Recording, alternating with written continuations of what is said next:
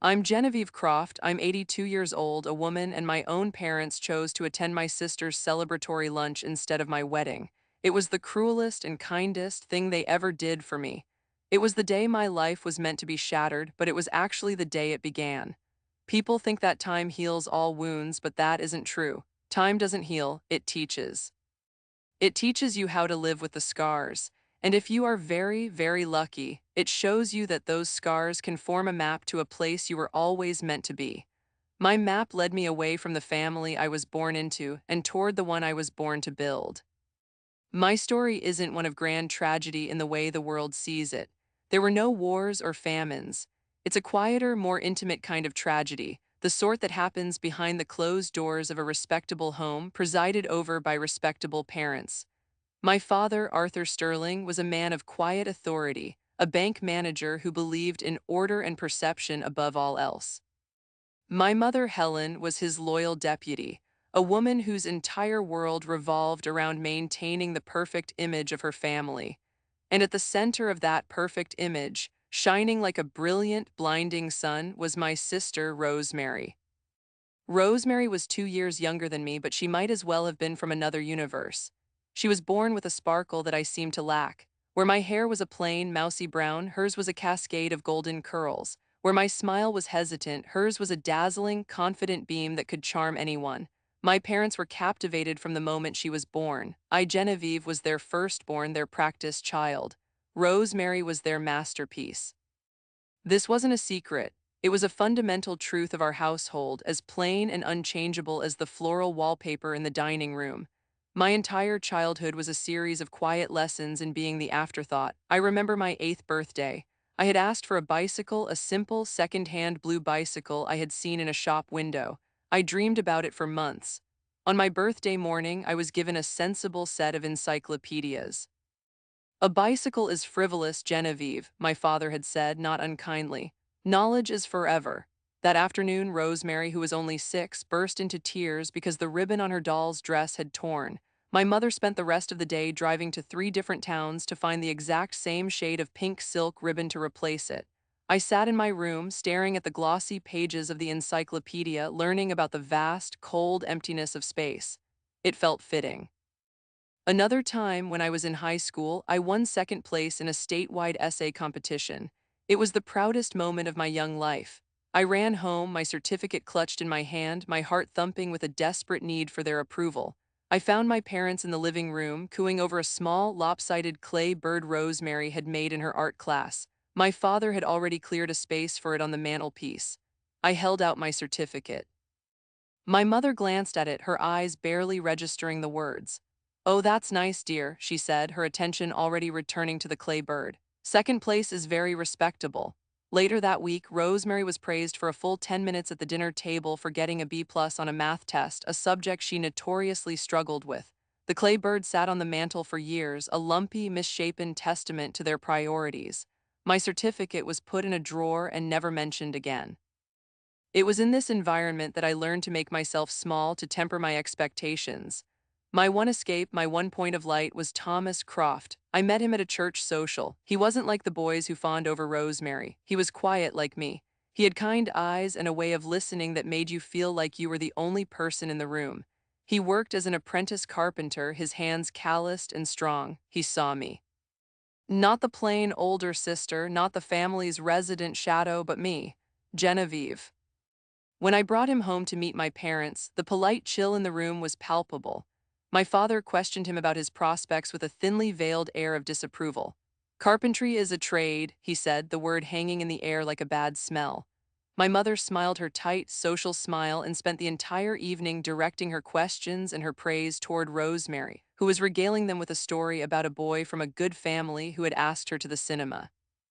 When Thomas left, my mother turned to me. "He seems like a simple boy, Genevieve. Are you sure you're not setting your sights a little low?" I didn't care. For the first time, I felt like I was aiming for the stars, because Thomas's love felt more real and more valuable than any of the fleeting, conditional approval I had begged for my entire life. When he proposed to me a year later, on a park bench with a simple, delicate ring he had Aved for months to buy, I said yes without a moment's hesitation. I knew with a certainty that filled every part of me that a life with him was the only life I wanted. I was naive enough to hope that my wedding, this sacred, significant milestone, would be the one event that they couldn't diminish. It would be my day. For once, the spotlight would have to find me. I was so wrong. Planning the wedding felt like building the first real thing that was truly mine. Thomas and I didn't have much money. His apprenticeship paid just enough to get by, and I was working as a secretary at the local solicitor's office. A grand affair was out of the question, but I didn't want one anyway. Grand things belonged to Rosemary's world. I wanted something small, something intimate and heartfelt, a reflection of the quiet, sturdy love Thomas and I shared. We chose the little stone chapel on the edge of town, St. Jude S.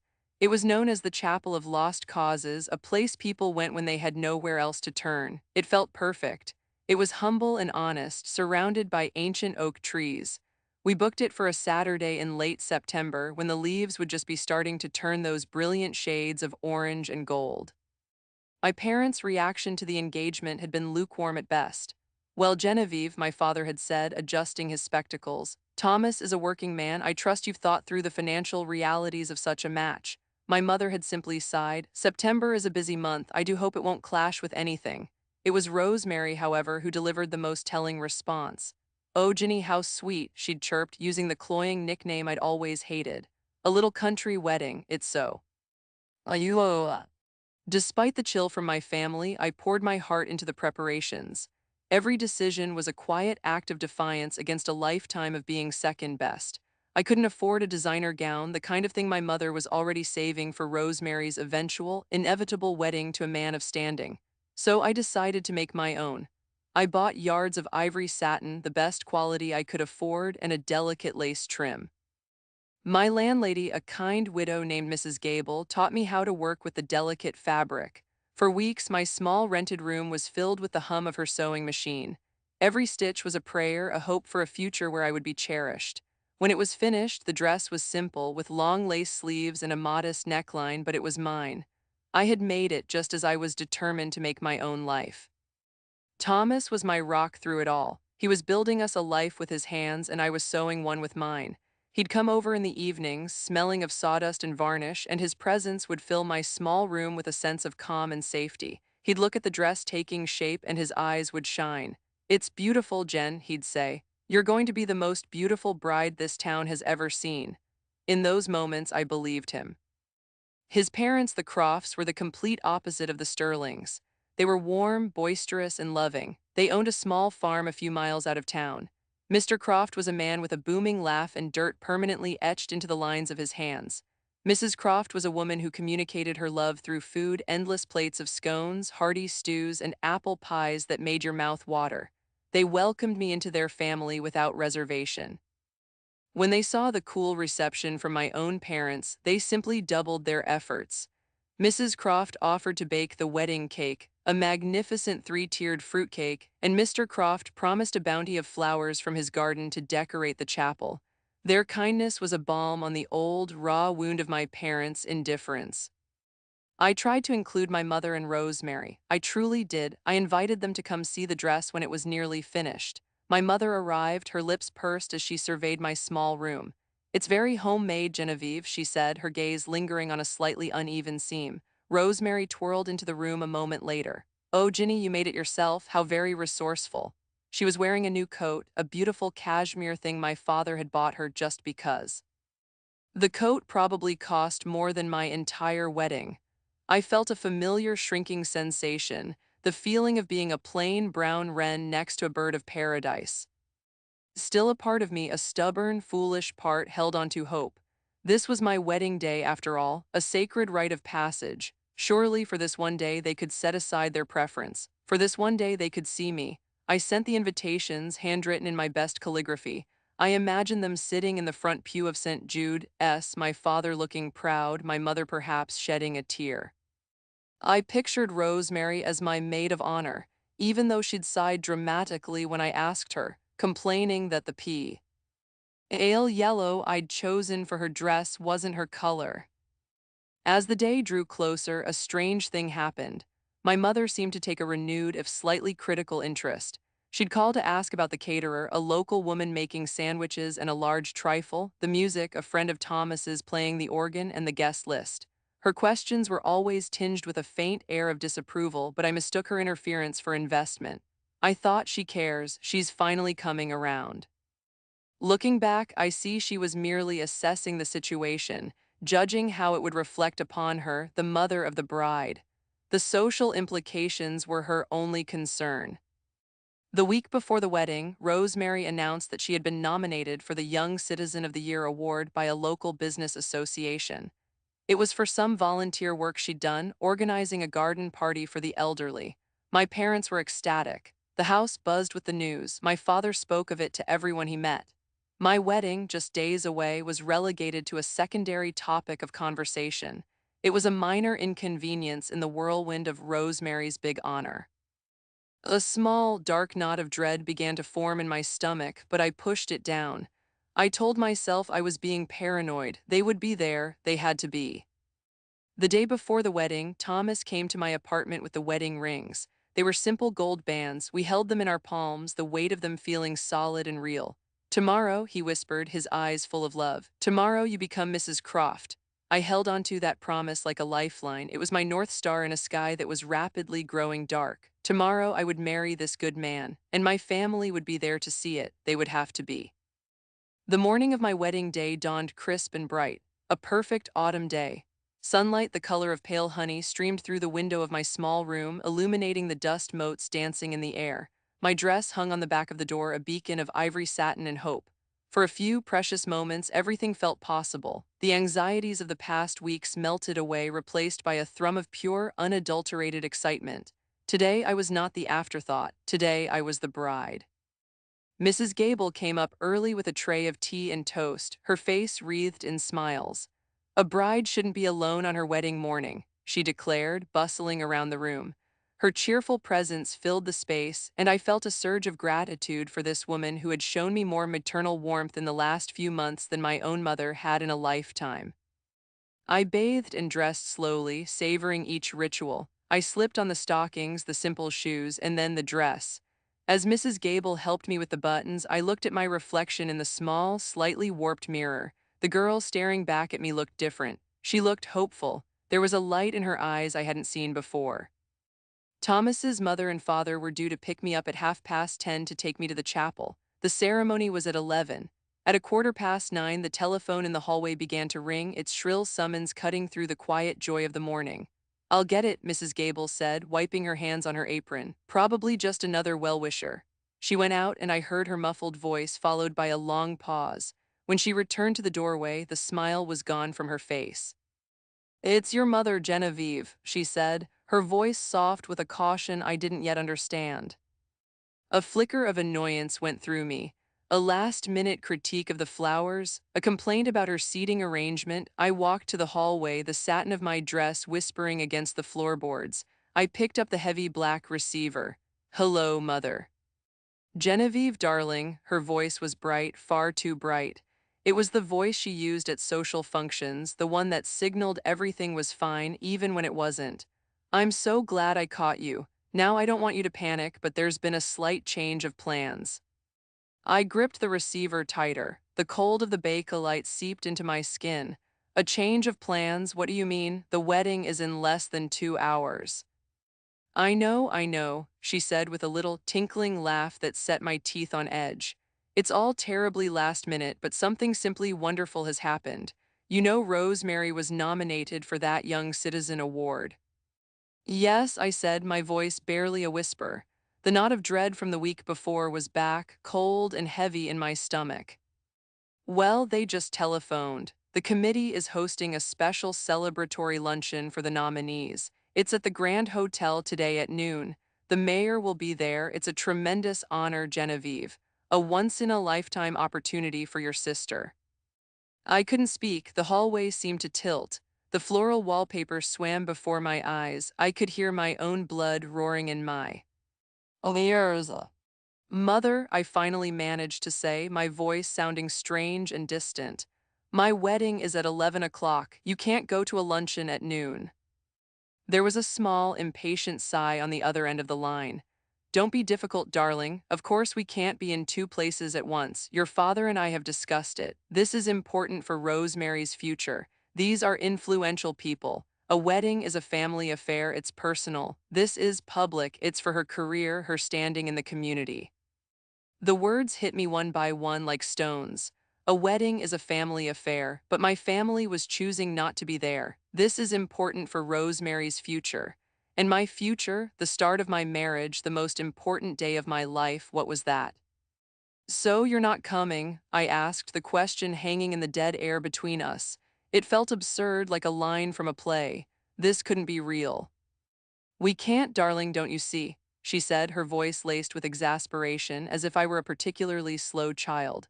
Your father has to be there to support Rosemary, and of course, I must be too. We are so proud. We'll pop by the reception later if we can to toast you and Thomas. We can have a nice family dinner next week to celebrate properly. It's not the end of the world, Genevieve. It's just a little ceremony. Just a little ceremony. It was in that moment that something inside me, something that had been slowly cracking for 22 years, finally shattered.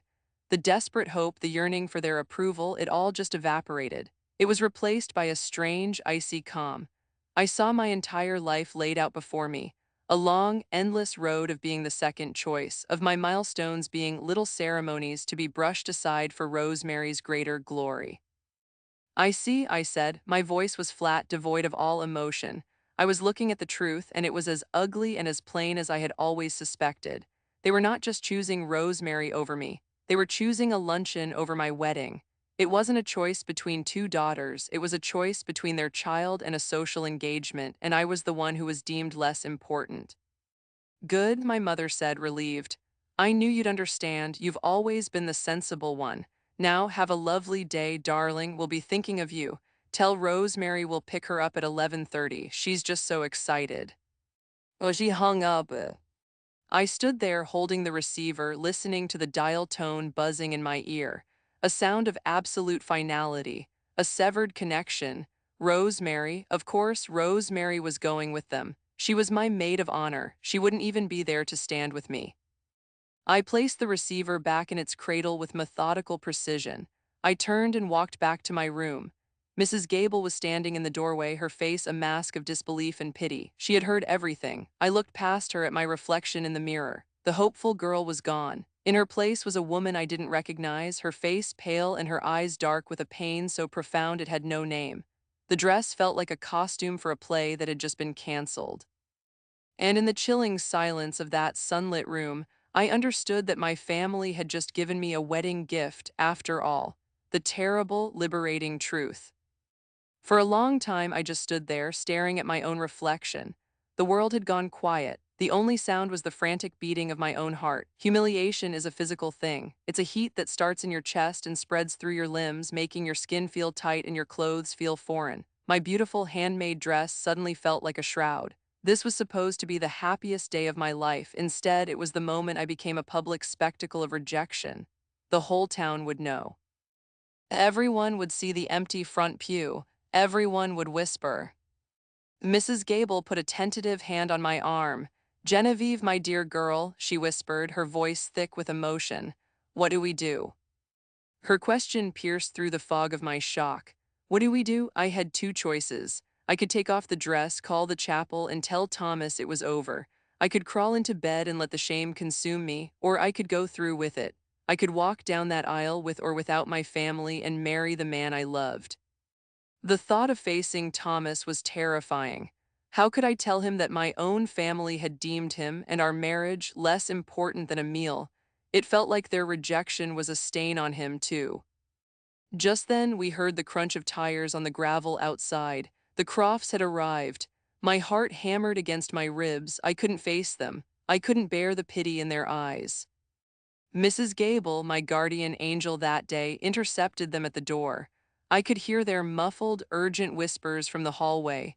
Then footsteps on the stairs. It wasn't Mr. or Mrs. Croft who appeared in my doorway. It was Thomas. He was all red. Why in his wedding suit, a simple, dark suit that he'd bought for the occasion? He looked so handsome it hurt. He must have run from the car because he was slightly out of breath. His eyes, those kind, steady eyes, found mine. There was no pity in them, only a deep, consuming anger and a fierce, protective love. He didn't say a word. He just walked into the room, closed the door behind him, and wrapped his arms around me. I buried my face in his shoulder, and for the first time that morning, I let out a single, ragged sob. He just held me, stroking my hair, letting me cry. "I am so sorry, Thomas," I whispered into his suit jacket. "They shamed us." He pulled back just enough to look me in the eye, his hands gripping my arms. "They didn't shame us, Jen," he said, his voice low and intense. "They shamed themselves. This isn't about us, it's about them. It always has been." He took a deep breath. "We don't have to do this. If you want to call it off, we'll get in my father's car and we'll just drive. We'll go anywhere you want. We'll start over."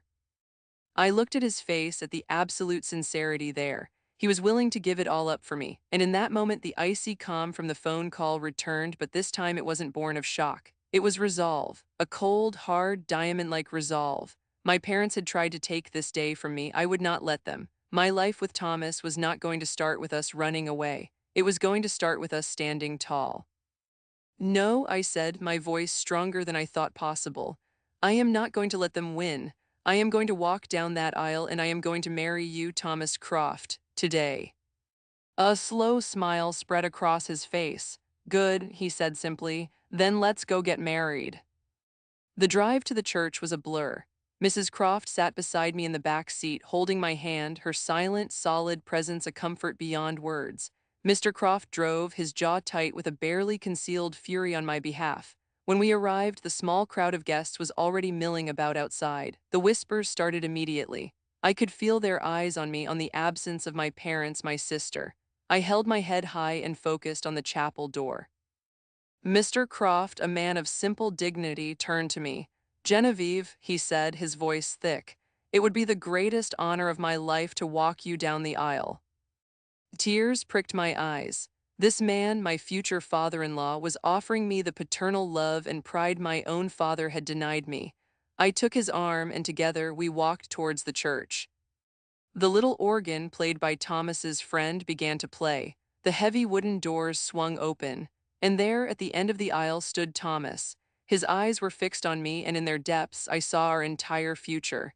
It was a future we would build together on our own terms. As I walked, I saw the front pew on my side. It was starkly, shockingly empty, a hollow space where my family should have been. For a fleeting second, the humiliation washed over me again, hot and sharp. But then I looked at Thomas, and I looked at the loving faces of his family, and I felt a new strength surge through me. That empty pew was not a symbol of what I had lost. It was a symbol of my freedom. When I reached the altar, Mr. Croft placed my hand in Thomas's. Thomas squeezed it, his touch a silent promise. We turned to the vicar, and as we spoke our vows, they took on a meaning I had never anticipated. To have and to hold from this day forward, for better, for worse, for richer, for poorer, in sickness and in health, to love and to cherish, till death us do part. In that moment I made another vow, a silent one to myself. I would have Thomas, I would hold him. This day, this moment was the worse. It was the poorer, and we were facing it together. From this day forward, I would never again beg for scraps of affection from people who could not give it. I would pour all my love, all my energy into this man and the family we would create. I was done with the Sterlings. In my heart, standing at that altar, I cut them off. The severing was as clean and as absolute as the snip of a thread. The reception was a subdued affair held in the small church hall. The sandwiches and trifle my landlady had prepared were laid out on long tables. The Crofts and their friends did their best to create a festive atmosphere, but a shadow hung over the proceedings. The empty chairs at the head table spoke louder than any congratulations. Everyone knew. Everyone was trying so hard not to look at me with pity, which only made it worse. My parents and Rosemary never showed up. They didn't pop by after the luncheon. There was no phone call, no note, no message of any kind, just a profound and deafening silence. It was a silence that confirmed everything. My wedding hadn't been an unfortunate scheduling conflict. It had been an insignificance they had already forgotten. Thomas and I left early. We had rented a small cottage for a week for our honeymoon, a quiet place by the sea.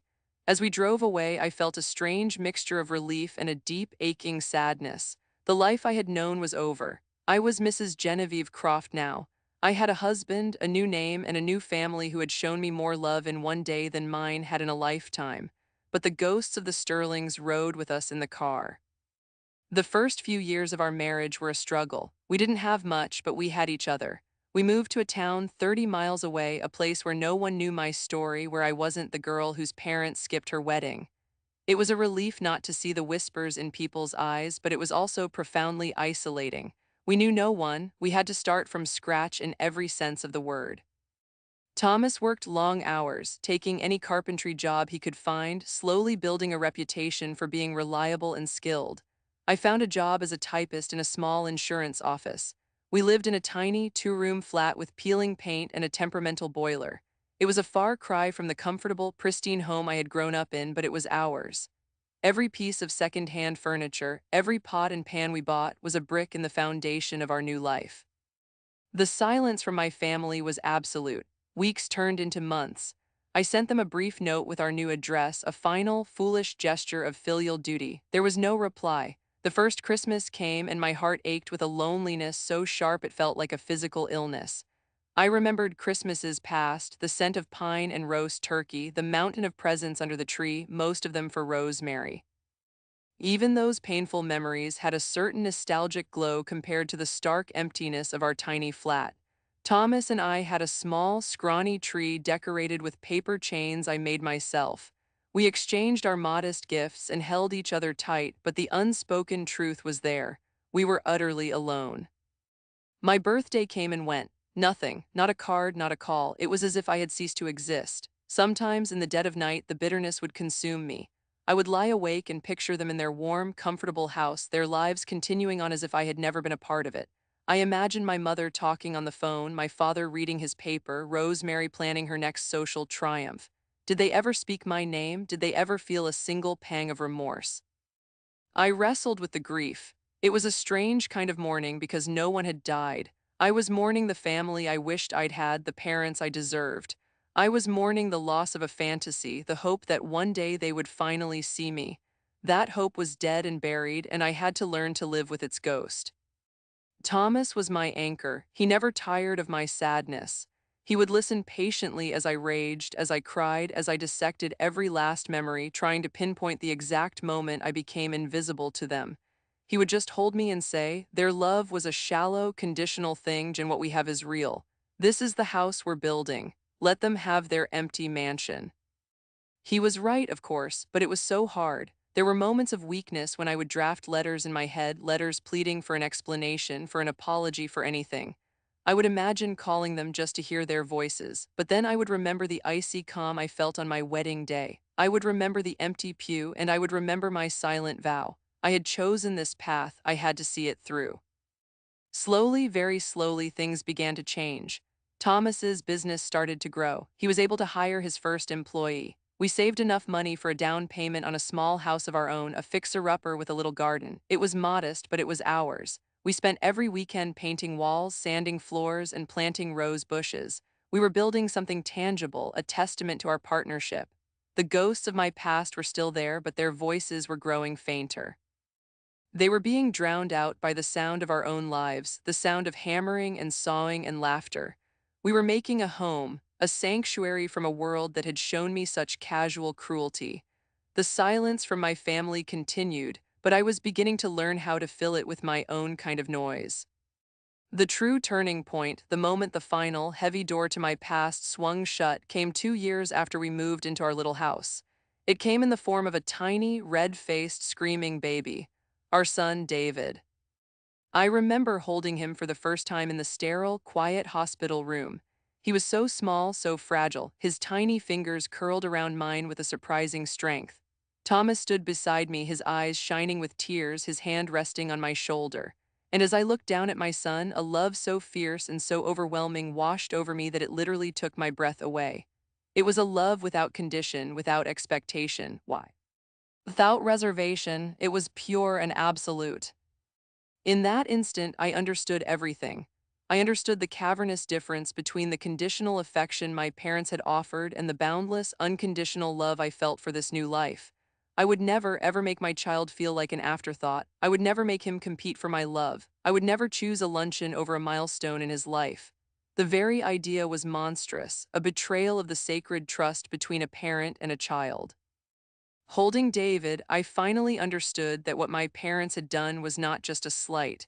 It wasn't just poor judgment, it was a fundamental failure of love.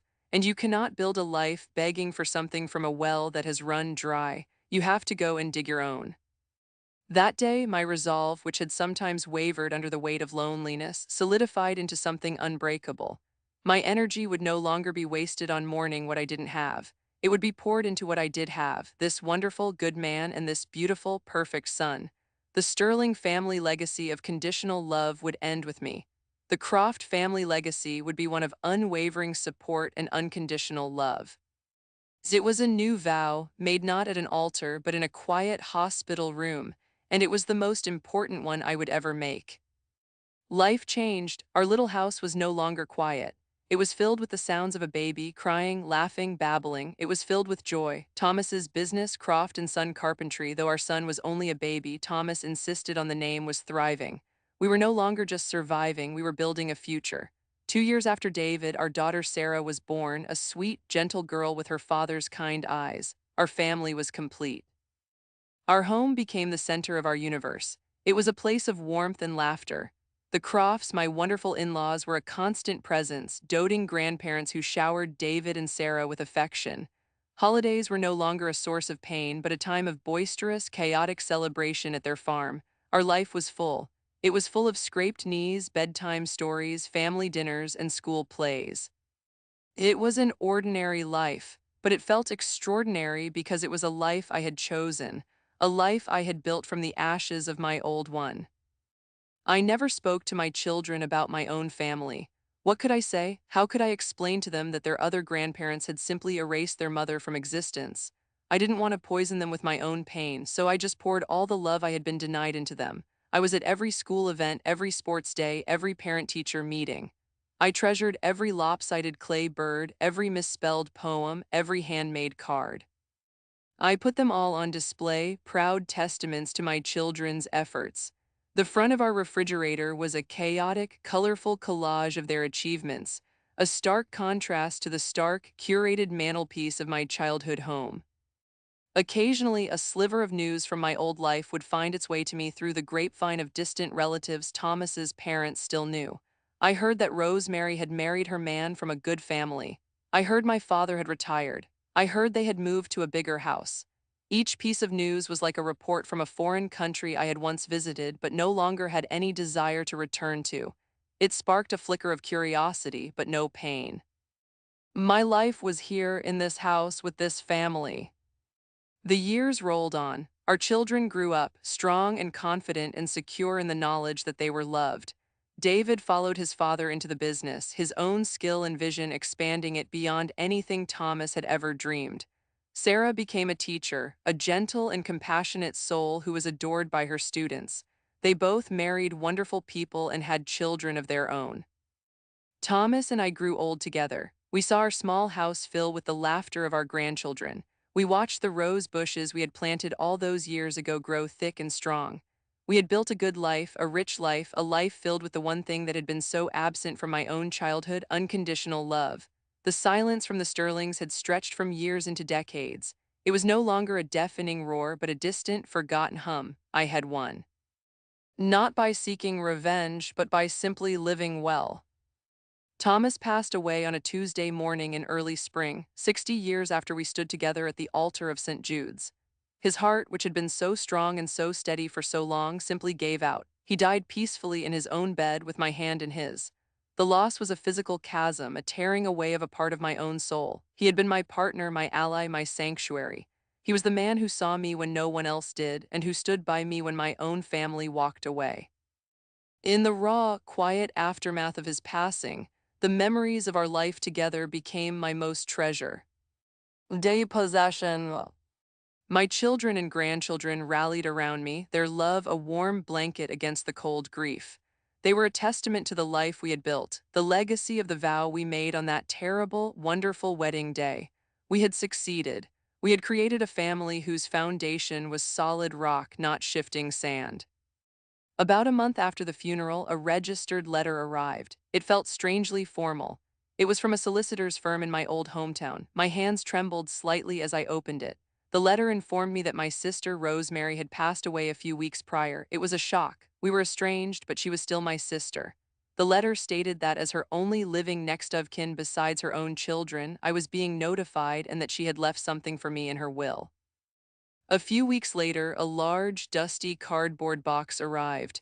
There was a note attached from Rosemary's son, a man I had never met. It was brief and formal. "Mother wanted you to have this. It was in her attic. It's a box of your mother's things." My heart pounded as I cut the tape. What could be inside? A long-lost letter of apology, a confession of regret. A part of me, a tiny, foolish part I thought had died 60 years ago, flickered with a faint hope. The box was filled with the detritus of a life: old photograph albums, yellowed newspaper clippings, bundles of letters tied with faded ribbon. I sifted through it all, my hands moving as if in a dream. The photos were mostly of Rosemary: Rosemary winning a swimming trophy, Rosemary at her glamorous wedding, Rosemary with her children. My parents stood beside her in every shot, beaming with pride. I found only one picture of myself, a faded school photograph from when I was 10. I was on a page by myself at the very back of an album, unlabeled. Then I found the letters. They were from my mother, Helen, written to her sister over the course of many years. My hands shook as I began to read. I was looking for my name. I was looking for some sign that my departure had left a hole in their lives. I found it in a letter dated October 1962, a month after my wedding. As for Genevieve, my mother had written in her neat, looping script, "It's a most peculiar situation. She married that carpenter, you know. Arthur and I had to miss the ceremony as it was the same day as Rosemary's big award luncheon. A terrible coincidence, but we simply couldn't miss Rosemary's day. Well, Genevieve has taken it very badly. She has moved away and won't speak to us. It's the height of childishness. She was always the difficult, sulky one. We did nothing wrong. We were supporting our daughter. She'll come around eventually, I suppose. They always do when they need something." I had to put the letter down, my breath caught in my throat. There was no remorse, no guilt, only indignation and a complete, staggering lack of understanding. We did nothing wrong. She was always the difficult one. They had rewritten history to cast themselves as the victims of my sulky and childish behavior. I read on. Letter after letter confirmed the same narrative. My silence was not seen as a response to a deep and painful wound, but as a prolonged temper tantrum. A few years later, another mention. "No word from Genevieve. I suppose she and that husband of hers are managing. I do hope she isn't making a mess of things. She never had much common sense. It's her loss, really. She's missing out on watching her sister's wonderful life unfold." That was it. My great triumph wasn't what I thought it was. It wasn't that I had built a happy life in spite of them. It was that I had escaped.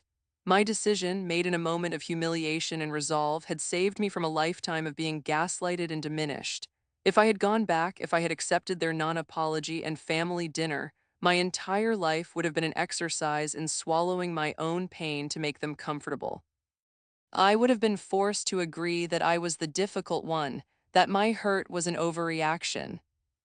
As I sat there in the quiet of the home Thomas and I had built, surrounded by photographs of my own children and grandchildren, I didn't feel anger. I didn't feel the sting of the old wound. I felt a profound, overwhelming sense of peace. The last stubborn ghost of what if had finally been laid to rest. They had never been capable of giving me the love I craved. It was like trying to draw water from a stone. My greatest act of self-preservation had been to stop trying. I closed the box. I didn't need these brittle, yellowing pieces of paper to tell me who I was. My life was my testament.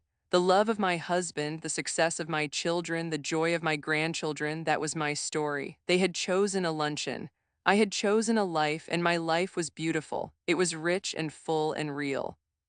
The ultimate lesson I learned is this: family is not always the one you are born into. Sometimes family is a choice. It's a structure you have. To build yourself with a foundation of respect and unconditional love. Letting go of my parents was the hardest thing I ever had to do, but it was also the most necessary. I had to prune the dead branches to allow new life to grow. I didn't get the family I thought I wanted, but I built the family I truly needed, and it has been more wonderful than I ever could have imagined.